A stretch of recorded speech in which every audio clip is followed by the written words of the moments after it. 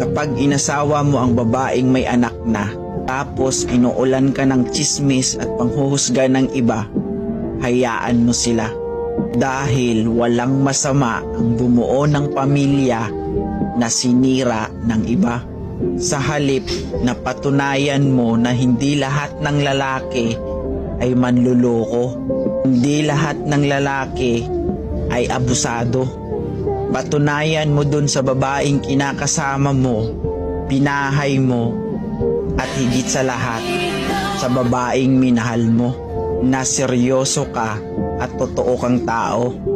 Kung hinuhusgahan ka man nila, hayaan mo sila. Hindi naman sila ang makakasama mo, kundi yung taong minamahal mo.